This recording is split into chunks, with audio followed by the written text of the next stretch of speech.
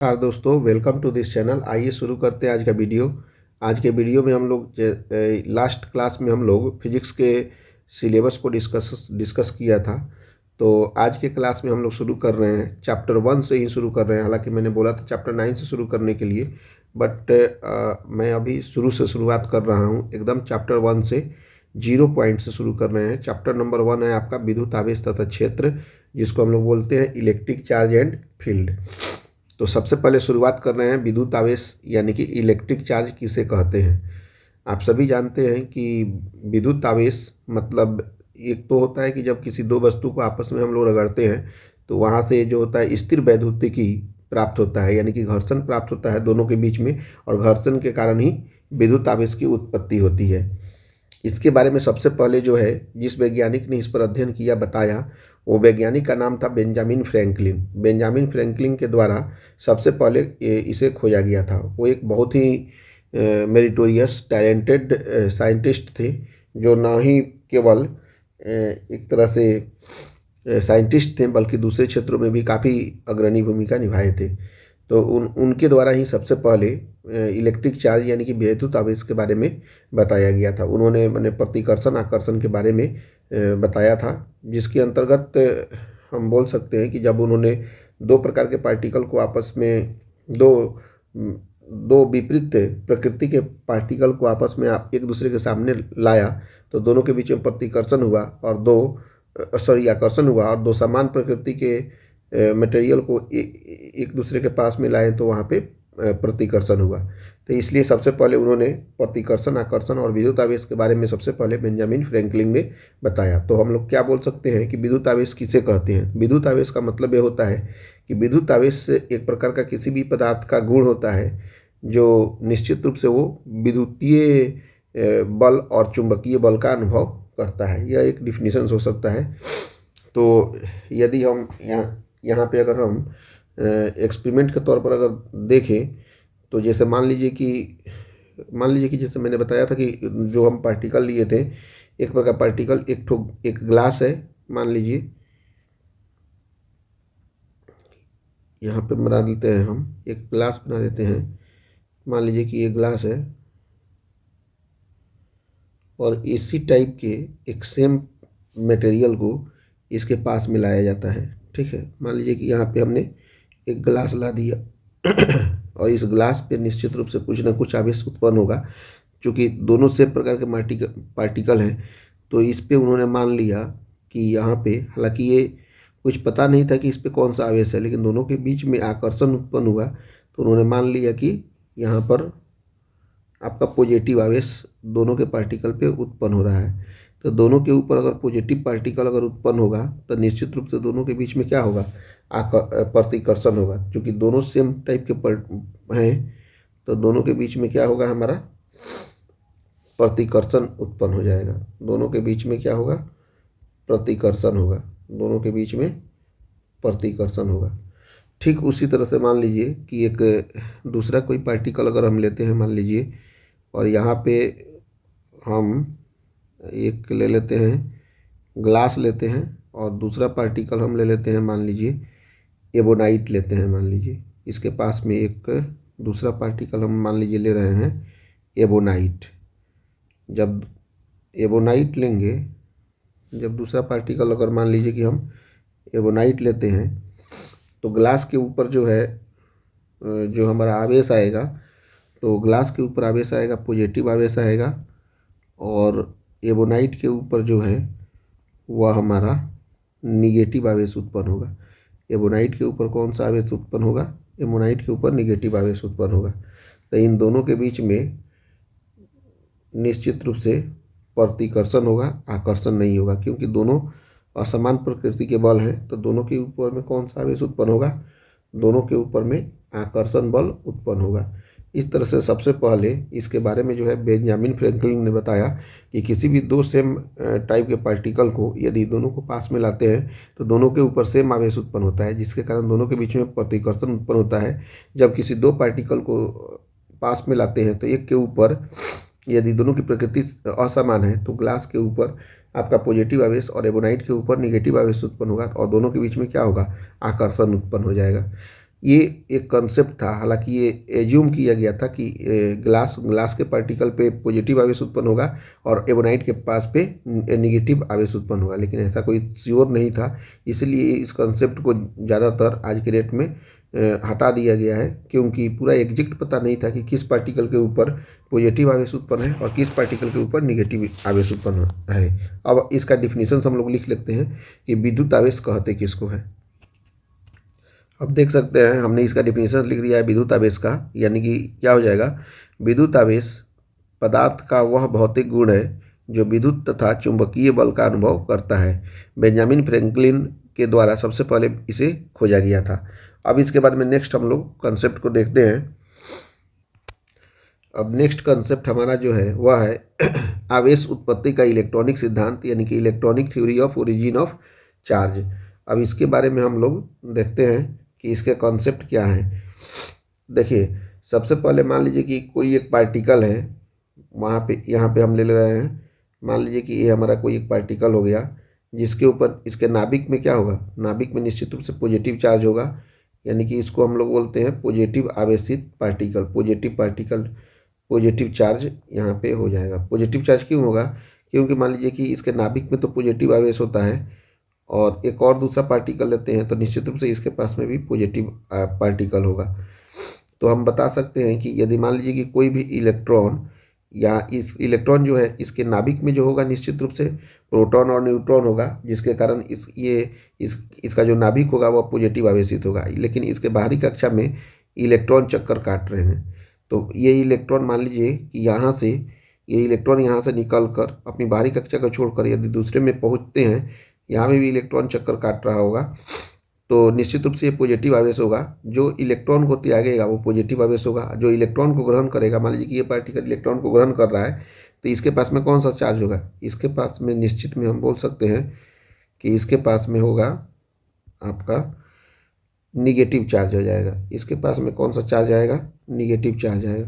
तो कहने का मतलब ये है कि जो इलेक्ट्रॉन को त्यागेगा उसके पास में पॉजिटिव चार्ज, जो इलेक्ट्रॉन को ग्रहण करेगा उसके पास में निगेटिव चार्ज आ जाएगा। ये इलेक्ट्रॉन को खो रहा है तो निश्चित रूप से इसके पास में मास में कमी आएगी। ये इलेक्ट्रॉन को ग्रहण कर रहा है तो निश्चित रूप से इसके पास में क्या होगा, आपका मास में वृद्धि होगी।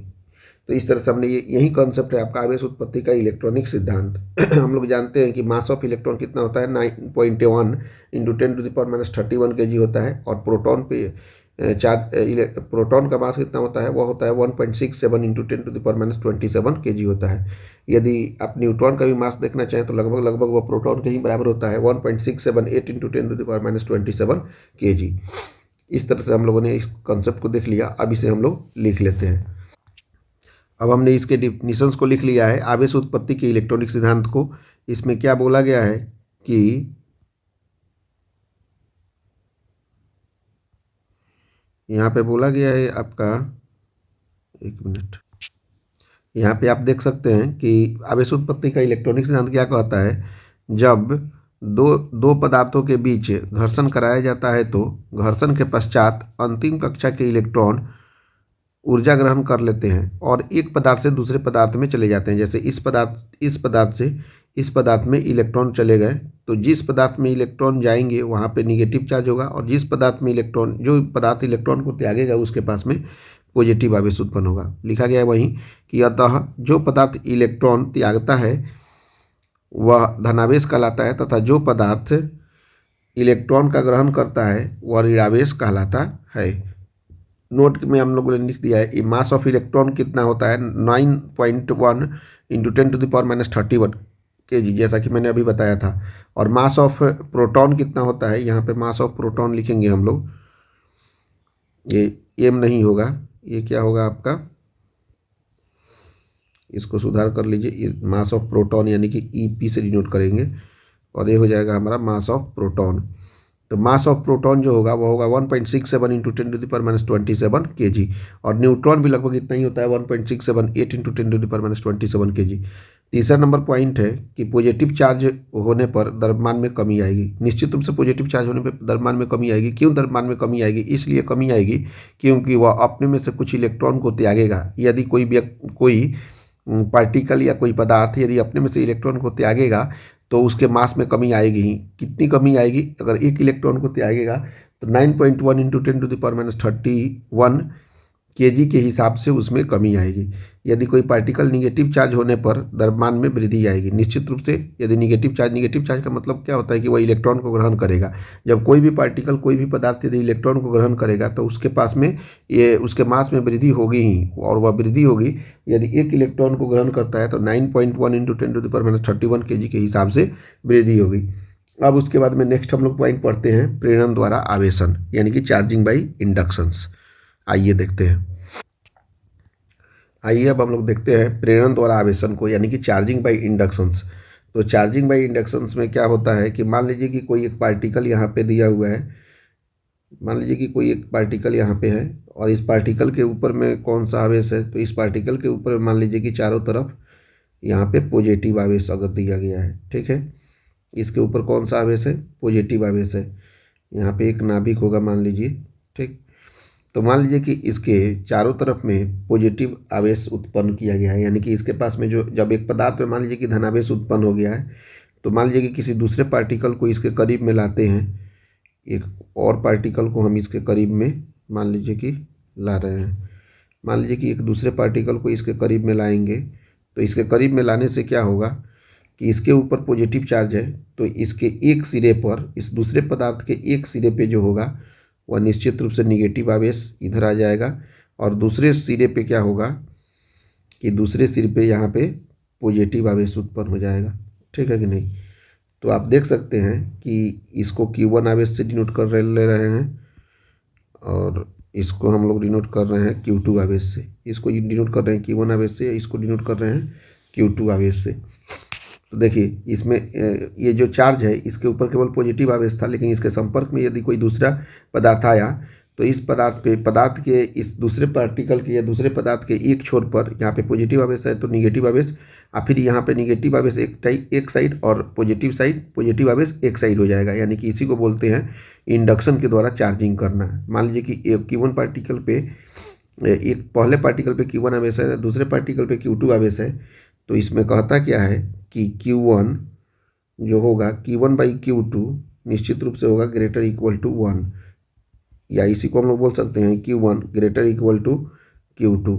यानी कि पहले पार्टिकल में जो आवेश होगा दूसरे पार्टिकल के बराबर होगा या उससे ज़्यादा होगा, तभी ना यह आवेश इसको दे पाएगा। निश्चित रूप से ये सही बात है।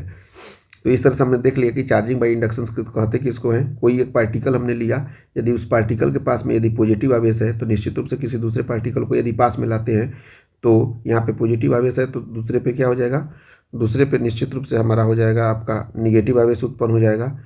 और जब यहाँ पे निगेटिव आवेश आ गया तो इसके बगल में जो है निश्चित रूप से इसके दूसरे छोर पे क्या हो जाएगा, हमारा पॉजिटिव आवेश उत्पन्न हो जाएगा। तो इसी को हम लोग बोलते हैं प्रेरण द्वारा आवेशन। अब इसको हम आराम से लिख लेते हैं, प्रेरण द्वारा आवेशन को हम लोग लिख लेते हैं।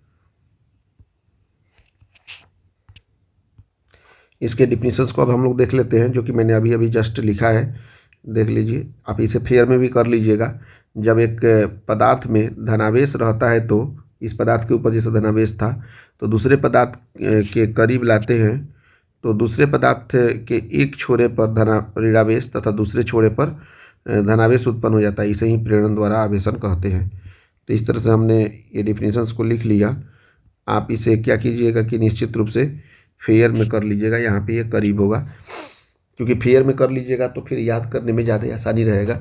नहीं तो आप इसे PDF के रूप में मैं शेयर कर दूंगा तो PDF से भी आप कर सकते हैं, बट अपने हाथ से लिखा हुआ नोट्स ही ज़्यादा बेहतर रहता है। अब हम लोग आगे के कॉन्सेप्ट को देखते हैं। आगे का कॉन्सेप्ट हमारा है एक स्वर्ण पत्र विद्युतदर्शी, जिसको हम लोग बोलते हैं गोल्ड लीफ इलेक्ट्रोस्कोप। अब इसे देखते हैं। अब हम लोग देखेंगे स्वर्ण पत्र विद्युतदर्शी को। तो स्वर्ण पत्र विद्युतदर्शी में क्या होता है कि स्वर्ण पत्र विद्युतदर्शी में जिसे हम लोग बोलते हैं इंग्लिश में गोल्ड लीफ इलेक्ट्रोस्कोप। मान लीजिए कि कोई एक वेसल्स दिया हुआ है, उस वेसल्स को सबसे पहले हम बना लेते हैं आराम से। ये वेसल्स कुछ इस टाइप का है, लगभग आपका NCERT के बुक में इसी टाइप का एक दिया हुआ है वेसल्स। मान लीजिए कि इस वेसल्स को हमने बना रहा हूँ। तो बनाने के बाद में इसमें किस तरह से काम करता है इसको हम लोग देखेंगे। मान लीजिए कि एक ये गोल्ड लीफ इलेक्ट्रोस्कोप हम बना रहे हैं, कोई एक वेसल्स हो गया, और इस वेसल से हमने क्या किया कि एक रड को इसके बीचे बीच लगा दिया, ठीक है।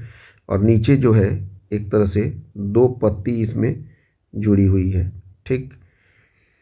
तो इसमें होगा क्या, इसके सबसे ऊपरी ऊपरी छोर पर मान लीजिए कि यहाँ पे हमने कोई आवेश दिया, और वो आवेश दिया मान लीजिए कि पॉजिटिव आवेश चारों तरफ से हमने दे दिया।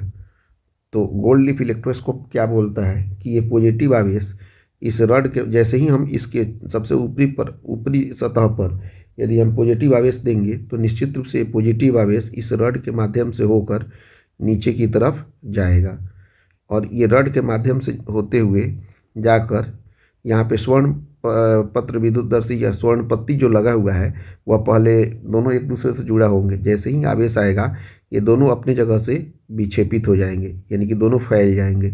इसी पूरी प्रक्रिया को हम लोग स्वर्ण पत्र विद्युतदर्शी यानी कि गोल्ड लीफ इलेक्ट्रोस्कोप कहते हैं। हालांकि इसके बारे में कभी पूछेगा नहीं, हालांकि ये एनसीईआरटी में दिया हुआ था इसलिए हमने इसको जिक्र कर दिया। हो सकता है कि कभी आने वाले टाइम में पूछ दे। गोल्ड लीफ इलेक्ट्रोस्कोप का कॉन्सेप्ट सिर्फ इतना ही है कि जैसे मान लीजिए कि यहाँ पे एक वेसल्स ले लिया, इस वेसल्स के बीचों बीच में क्या है कि एक रड हमने डाल दिया, और इस रड के ऊपर में यदि मान लीजिए कि कोई पार्टिकल में, इसी पार्टिकल में मैंने ऊपरी सतह पे जो है पॉजिटिव आवेश अगर देते हैं तो यह पॉजिटिव आवेश यानी कि पॉजिटिव चार्ज जो है निश्चित रूप से इस रड के माध्यम से होकर नीचे की तरफ जाएगा, और स्वर्ण पत्ती जो होगा उसके ऊपर में आवेशित कर देगा। आवेशित करने के बाद में स्वर्ण पत्ती जो होगा अपनी जगह से विक्षेपित हो जाएगी, यानी कि फैल जाएगी। ये पूरी प्रक्रिया यानी कि ये सिस्टम जो है स्वर्ण पत्र विद्युतदर्शी यानी कि गोल्ड लीफ इलेक्ट्रोस्कोप कहलाता है। आप समझ गए होंगे। अब इसके बाद में नेक्स्ट कॉन्सेप्ट हम लोग पढ़ते हैं। इसमें कुछ लिखने की ज़रूरत नहीं है, बस समझ लेना है। बाई चांस यदि कभी आएगा तो आप अपने हिसाब से अपने मन से लिख सकते हैं समझकर, और कुछ इसमें ज़्यादा कुछ है नहीं। आगे हम लोग देखते हैं आवेश का संरक्षण सिद्धांत यानी कि conservation of charge. Very important, हालांकि बहुत छोटा कॉन्सेप्ट है बट ये एग्जाम में कभी कभी पूछता ही है। तो देखते हैं हम लोग आवेश का संरक्षण सिद्धांत यानी कि कंजर्वेशन ऑफ चार्ज। अब हम लोग देखते हैं कंजर्वेशन ऑफ चार्ज यानी कि आवेश का संरक्षण सिद्धांत। आवेश का संरक्षण सिद्धांत क्या कहता है इसके बारे में देखेंगे। संरक्षण सिद्धांत तो बहुत सारे पार्टिकल, जैसे ऊर्जा का संरक्षण सिद्धांत होता है, ठीक है। तो इस तरह से संरक्षण सिद्धांत तो बहुत सारे चीज़ों का होता है, लेकिन यहाँ पे हम लोग को पढ़ना है आवेश का संरक्षण सिद्धांत। तो संरक्षण के सिद्धांत का कॉन्सेप्ट सबका एक ही रहता है। तो यहाँ पे हम लोग क्या बोलेंगे कि किसी भी विलगित निकाय, विलगित का मतलब होता है आइसोलेटेड सिस्टम, यानी कि किसी भी आइसोलेटेड सिस्टम में जो कुल आवेश की मात्रा होती है वो हमेशा क्या होती है, वह सदैव नियत होता है। इसे ही हम लोग आवेश का संरक्षण सिद्धांत कहते हैं। यानी कि एक लाइन में हम लोग क्या बोल सकते हैं कि किसी भी विलगित निकाय में या किसी भी विलगित निकाय का कुल आवेश जो होता है वो हमेशा संरक्षित होता है, यानी कि हमेशा नियत होता है। इसे ही हम लोग आवेश का संरक्षण का सिद्धांत कहते हैं। चलिए इसे लिख लेते हैं क्योंकि ये है काफ़ी इम्पोर्टेंट। देख सकते हैं मैंने अभी अभी जस्ट लिखा है कि आवेश का संरक्षण सिद्धांत हम लोग कहते हैं कि किसी भी विलगित निकाय का कुल आवेश सदैव नियत होता है। इसे ही आवेश का संरक्षण सिद्धांत कहते हैं। यानी कि आवेश का संरक्षण सिद्धांत यदि क्वेश्चन पूछेगा तो आप लोग आराम से इतना लिख सकते हैं। ये 2 नंबर के क्वेश्चंस कभी पूछ सकते हैं कि किसी भी विलगित निकाय का कुल आवेश सदैव नियत होता है। इसे ही आवेश का संरक्षण सिद्धांत कहते हैं। अब हम लोग नेक्स्ट कॉन्सेप्ट जो कि काफ़ी इंपॉर्टेंट है, 1-2 न्यूमेरिकल भी कभी पूछ सकते हैं, आवेश का क्वांटीकरण यानी कि क्वांटाइजेशन ऑफ चार्ज को हम लोग देखते हैं। आवेश का क्वांटीकरण अब हम लोग देखेंगे। वो आवेश का क्वांटीकरण यानी कि क्वांटाइजेशन ऑफ चार्ज, ये क्या होता है हम लोग देख लेते हैं। देखिए बेसिकली आवेश के क्वांटीकरण को हम लोग डिनोट करते हैं Q equal to N into e से। इसको हम लोग समझ लेते हैं कि Q इजिकल टू N कैसे आवेश का क्वांटीकरण होता है। देखिए मान लीजिए कि किसी भी विलगित निकाय में कुल आवेश जो दिया हुआ है यहाँ पे Q है, यानी कि आइसोलेटेड सिस्टम में टोटल आवेश कितना है, Q है। सिंपल भाषा में समझे तो ये कुल आवेश जो है ये पूर्ण इलेक्ट्रॉन के पूर्ण गुणज के बराबर है। यानी कि यहाँ पे इलेक्ट्रॉन है, अब पूर्ण गुणज मतलब n के जगह पे हम लोग क्या क्या लिख सकते हैं, n के जगह पे लिख सकते हैं +-1 +-2 +-3 एंड सो ऑन।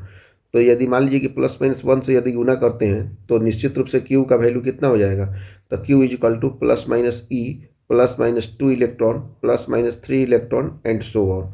तो हम लोग बोल सकते हैं कि किसी भी विलगित निकाय में जो कुल संपूर्ण आवेश है वह इलेक्ट्रॉन का पूर्ण गुणन है कि नहीं है, या तो +1 है या नहीं तो -1 है, +2 है नहीं तो -2 है, +3 है नहीं तो -3 है। यानी कि निश्चित रूप से हम कह सकते हैं कि जो कुल आवेश Q है वह इलेक्ट्रॉन का पूर्ण गुणज है। इन की जगह इन हमारा क्या है, टोटल पूर्णांक है, +-1 +-2 +-3, और यहाँ पे Q इक्वल टू हो गया हमारा आवेश यानी कि कुल आवेश, सिस्टम में कुल आवेश। तो इस तरह से हम लोग बोल सकते हैं आवेश का क्वांटीकरण Q equal to N into e होता है। प्लस भी हो सकता है, माइनस भी हो सकता है, वो हम लोग देखेंगे। जब इलेक्ट्रॉन त्यागेगा तो निश्चित रूप से पॉजिटिव आवेश होगा, जब इलेक्ट्रॉन कोई भी पार्टिकल ग्रहण करेगा तो उस समय क्या होगा, निगेटिव आवेश उत्पन्न होगा। इस तरह से Q equal to N is the आवेश का क्वांटीकरण यानी कि क्वांटाइजेशन ऑफ चार्ज।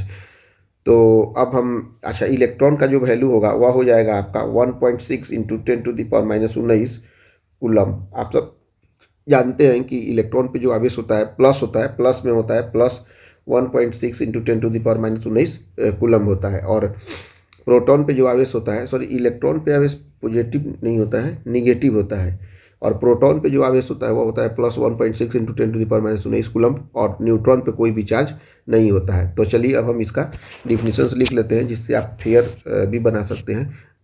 देखिए आपका इसका डिफिनीशंस, जैसा कि मैंने अभी यहाँ पे लिख दिया कि देख लीजिए, किसी भी विलगित निकाय का संपूर्ण आवेश की मात्रा जो होता है वह इलेक्ट्रॉन के पूर्ण गुणज के बराबर होता है। यह हमारा डिफिनीशन होगा आवेश का क्वांटीकरण का। किसी भी विलगित निकाय का संपूर्ण आवेश की मात्रा इलेक्ट्रॉन के पूर्ण गुणज के बराबर होता है, यानी कि Q equal to N into e, N equal to +-1 +-2 +-3, तो Q इक्वल टू हो जाएगा +-E +-2E +-3 इलेक्ट्रॉन। यहाँ पे Q इक्वल टू आवेश है और E इक्वल टू होगा -1.6 इंटू 10⁻⁻19 कूलम। अब इसके बाद में हम लोग थोड़ा सा अध्ययन कर ले रहे हैं आपका क्वार्क के बारे में यहीं पे, चूँकि इससे रिलेटेड है इसलिए हम यहाँ पे क्वार्क लिख दे रहे हैं। एक कंसेप्ट लिख दीजिएगा क्वार्क। बेसिकली क्या है कि जो किसी भी मॉलिक्यूल का विभाजन हुआ तो वह विभाजन हुआ इलेक्ट्रॉन, प्रोटॉन और न्यूट्रॉन में। फिर इलेक्ट्रॉन का भी विभाजन हो गया आपका दो पार्टिकल में, जिसे हम लोग क्वार्क कहते हैं। एक हुआ आपका +-1/3 इलेक्ट्रॉन के रूप में हुआ, और एक हुआ +-2/3 इलेक्ट्रॉन के रूप में। तो यहाँ पे जो हमारा -1/3 इलेक्ट्रॉन है, इसे हम लोग यहीं बोलते हैं डाउन क्वार्क। क्या बोलते हैं, डाउन क्वार्क। क्वार्क भी दो प्रकार के होते हैं, एक डाउन क्वार्क होता है और एक होता है अप क्वार्क। और +2/3 इलेक्ट्रॉन जो है वो क्या कहलाता है, अप क्वार्क कहलाता है, अप क्वार्क कहलाता है वो अप क्वार्क। यानी कि इलेक्ट्रॉन का विभाजन दो भागों में हुआ, एक अप क्वार्क और एक हो गया आपका डाउन क्वार्क। अप क्वार्क क्या होता है, -1/3 इलेक्ट्रॉन को हम लोग बोलते हैं डाउन क्वार्क, और अप क्वार्क बोलते हैं +2/3 इलेक्ट्रॉन को बोलते हैं अप क्वार्क। हालांकि ये पूछेगा नहीं, बट यदि बाई चांस अगर इलेक्ट्रॉन का विभाजन पूछ दिया तो आप आराम से इसे लिख सकते हैं। तो इस तरह से हमने अब इसका क्वांटीकरण और क्वार्क के बारे में अध्ययन कर लिया। अब इसके बाद में आज के क्लास का सबसे लास्ट कॉन्सेप्ट हम लोग पढ़ते हैं, आवेशों की योज्यता अर्थात एडिटिविटी ऑफ चार्ज। देख लेते हैं कि आवेशों की योज्यता अर्थात एडिटिविटी ऑफ चार्ज क्या कहलाता है। बेसिकली एडिटिविटी ऑफ चार्ज का मतलब ये होता है कि मान लीजिए कि किसी भी निकाय में स्थित कुल आवेश जो होता है वह जोड़ के बराबर होता है। कौन से जोड़, तो बीजगणितीय जोड़। हम लोग सदिश के जोड़ को भी पढ़ेंगे लोग, हम लोग को मैथ में भी पढ़ना है वेक्टर एडिशंस, और साथ साथ में फिजिक्स में भी वेक्टर एडिशंस हर चैप्टर में यूज होगा। तो लेकिन ये जो आवेशों की योज्यता होता है वो आवेश, चूँकि विद्युत आवेश जो है वह सदिश राशि नहीं है, यह एक प्रकार का अदिश राशि है, इसीलिए यहाँ पे जो जोड़ होता है वह बीजगणितीय जोड़ के बराबर होता है। यानी कि सिंपल यदि हम कहना चाहें, यानी कि आवेश किसी भी विलगित निकाय में कुल आवेश कितना है, मान लीजिए Q है, तो ये बराबर होगा आपका बीजगणितीय जोड़ के, यानी कि Q equal to Q1 plus Q2 plus Q3 plus ... ये हो जाएगा आपका Qn हो जाएगा। यानी कि किसी भी विलगित निकाय में जो कुल आवेश होता है वह उसके बीजगणितीय जोड़ के बराबर होता है। यह हमारा डिफिनीशंस है आवेशों की योज्यता का। इसको हम लोग लिख लेते हैं डिफिनीशंस को। तो अब हम इसके आवेशों की योज्यता का डिफिनीशंस लिख लिए, जैसे कि यहाँ पे दिया हुआ है आपका कि किसी निकाय में स्थित कुल आवेश बीजगणितीय जोड़ के बराबर होता है, यानी कि Q equal to Q1 plus Q2 plus Q3 plus Qn। तो वीडियो देखने के लिए थैंक यू। अभी तक हमने जो जो यानी कि आवेश के जितने भी कॉन्सेप्ट होते हैं वो सारे कॉन्सेप्ट को हम लोगों ने जिक्र कर लिया। वीडियो अगर अच्छा लगा हो तो आप अपने दोस्तों के साथ शेयर कीजिए, और अभी तक हमारे चैनल को आपने सब्सक्राइब नहीं किया है तो सब्सक्राइब कर सकते हैं। एक बार हम लोग रिवीजन कर लेते हैं आज के क्लास में हमने क्या क्या पढ़ा। सबसे पहले शुरुआत किया चैप्टर 1 को, विद्युत आवेश तथा क्षेत्र से।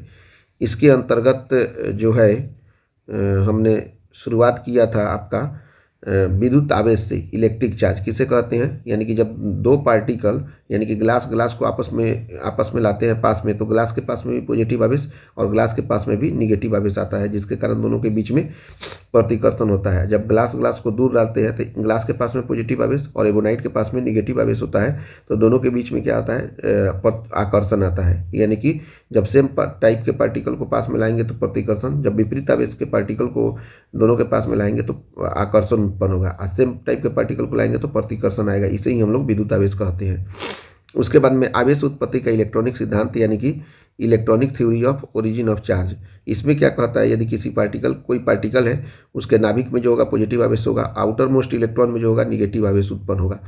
यह निगेटिव इलेक्ट्रॉन किसी दूसरे पार्टिकल को यदि देता है, यदि ये दे रहा है तो इसके ऊपर में आ जाएगा आपका पॉजिटिव चार्ज, और ये इलेक्ट्रॉन का ग्रहण कर रहा है तो किसी दूसरे पार्टिकल से, तो इसके ऊपर में आ जाएगा निगेटिव चार्ज।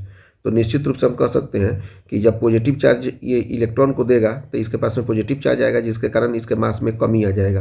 ये इलेक्ट्रॉन को ग्रहण करेगा तो इसके पास में निगेटिव चार्ज आएगा, जिसके कारण इसके पास में जो होगा वो मास में जो होगी वृद्धि हो जाएगी। नेक्स्ट कॉन्सेप्ट हमने देखा था, यही चीज़ को हमने बता दिया।